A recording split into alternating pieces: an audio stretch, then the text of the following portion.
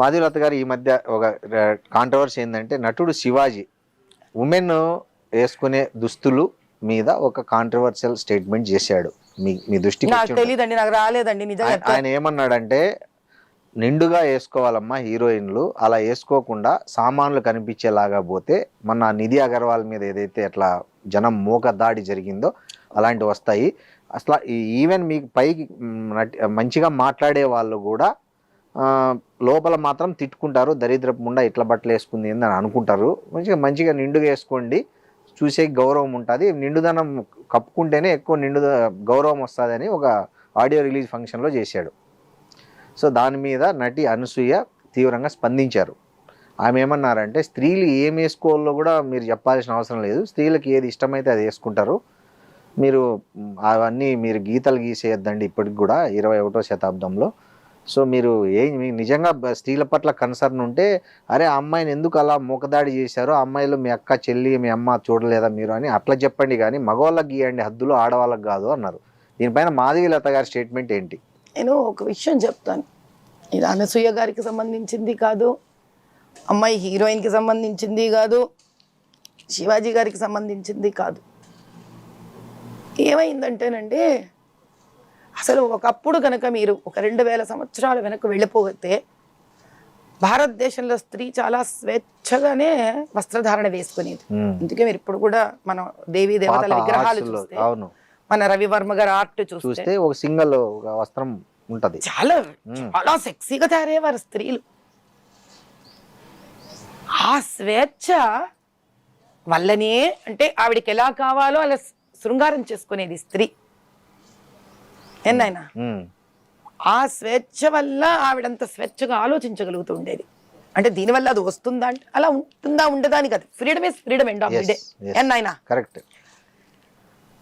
నగలు వేసుకునేది, ఆ చక్కటి నడుము వంపులతోటే చక్కగా చీర కట్టేది. చీర అంటే ఇప్పుడు చీర కాదు, యాక్చువల్లీ గోచి తీసి కట్టేది. అంటే మీకు ఆ నడుమంతా కాళ్ళతో సహా ఒక చక్కటి శిల్పం లాగా ఉండేది. కానీ మన దురదృష్టం, ఆవిడ చాలా తెలివైంది. ఆవిడ స్త్రీ, భారతదేశం స్త్రీ విపరీతమైన తెలివి. ఎందుకంటే ఆవిడ ఎవరు అణగ తొక్కలే ఏ పురుషుడు. అందుకే మనకి అమ్మవారు స్త్రీ, మీరు ఆయుధ పూజ స్త్రీ, చదువు స్త్రీ, డబ్బు స్త్రీ, కడావిడికి ఏడిస్తే కూడా జ్యేష్ఠాలక్ష్మి స్త్రీ, అక్కడ స్త్రీ, భూమి స్త్రీ, భూమి స్త్రీ. కాబట్టి అన్ని అమ్మవారు స్త్రీయే. మనకి ఏది మన జీవితంలో ఉండే లాభ నష్ట సుఖ దుఃఖం అందరూ స్త్రీలే మనకి. అంటే ఆవిడ లేదా జగత్తు లేదు అన్న ఒక భావన. భారతమాత స్త్రీ, మగవాడు మాత్రం ఆవిడ పంచన ఆవిడ నీడన ఉండి తన పని తాను చేసుకుంటూ స్త్రీకి సహాయంగా ఉంటూ సహకారంగా ఉంటూ ఒక నాణానికి 2 వైపుల్లాగా రాణించాం మనం. అందుకే భారతదేశాన్ని గోల్డెన్ బర్డ్ ఆ స్థాయికి ఎదిగిపోయాం.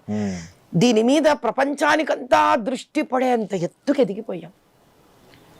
ఇక్కడ ఒక రాత భారతదేశానికి. ఎందుకంటే ఇది స్త్రీ పురుషులు ఇద్దరూ తెలుసుకోవాల్సిన విషయం. ఇలా మేమే కొట్లాడుకున్నాం అనుకో, ఎక్కడికి దారితీస్తుంది ఆయన, ఇది ఎక్కడికి పోదు.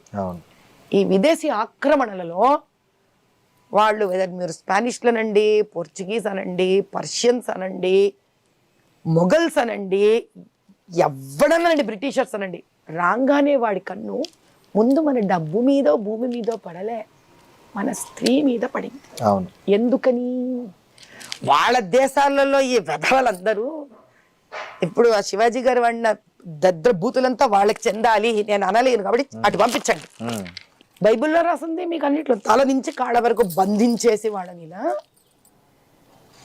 అడగదొక్కి చంపేసి స్వేచ్ఛగా మన స్త్రీ మీద కన్ను పడింది. 1 సంవత్సరమా, 2 ఏళ్ళ, 3 ఏళ్ళ, ఈ 100ల సంవత్సరాలు ఈ స్త్రీని హింస పెట్టి నలిపి పారేశారు. ఈ ప్రయాణంలో భారతదేశంలో ఉన్న మగవాడు ఎవరు? ఆ తండ్రి, ఓ భర్త, ఓ అన్న, ఓ తమ్ముడు, ఒక కొడుకు. ఇన్నేళ్లలో వీళ్ళకి ఎక్కడో తెలియని భయం, కాపాడుకోలేమన్న పిరికితనం, బాధ, అంతే ప్రేమ. ఈరోజు 21వ శతాబ్దం వల్ల మనం గొప్పవాళ్ళమో, స్వేచ్ఛగా బట్టలు వేసుకోవాలో కాదు శ్రీనివాస్ గారు. 2000 సంవత్సరాల క్రితమే మనం స్వేచ్ఛాజీవులం అండి. అత్యాధునికత మనకి. అవును. ఈరోజు ఇంకా ఒక దాస్య శృంఖలాలలో బతుకుతున్నాం మనం. ఎంతసేపు బెంగ. ఆడపిల్ల ఇంటి నుంచి వెళితే ఇంటికి వస్తుందా రాదా, వస్తుందా రాదా, వస్తుందా రాదా. ఆ బెంగలో పడి ఎలా మాట్లాడుతున్నానో తెలియక మాట్లాడారు శివాజీ గారు. అనసూయ గారు ఎవరు? ఇంతటి స్వేచ్ఛ స్త్రీ, భారతదేశ స్త్రీ, పరాశక్తి. అనసూయ గారిని ఎలా చూడాలి ఇప్పుడు మనం? పరాశక్తి అంటే 2000 సంవత్సరాల క్రితమే DNA RNAలో స్వేచ్ఛ, శక్తి, యుద్ధం, వంట, ఫైనాన్స్ మేనేజ్మెంట్, ఆంటర్ప్రెన్యూర్షిప్, మీరు ఏదడిగితే అది ఉన్న స్త్రీ. ఎక్కడ పోతుందా DNA? ఈ 2000 సంవత్సరాలుగా మనం అణగదొక్కిపడ్డాం స్త్రీలు. ఎందుకని? ఈ విధవల నుంచి కాపాడుకోవడానికి.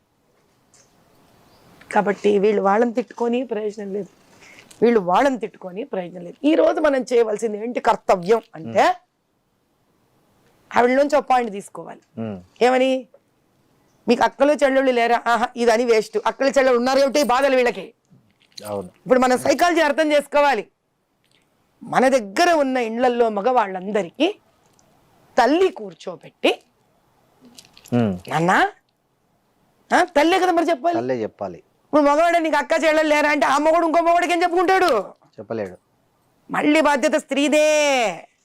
తల్లి కూర్చోబెట్టి, నాన్న ఒకప్పుడు భారతదేశం ఇలా ఉండేదిరా, స్త్రీ స్వేచ్ఛాజీవిరా, ఆవిడలోని మాతృత్వాన్ని చూడాలిరా నువ్వు.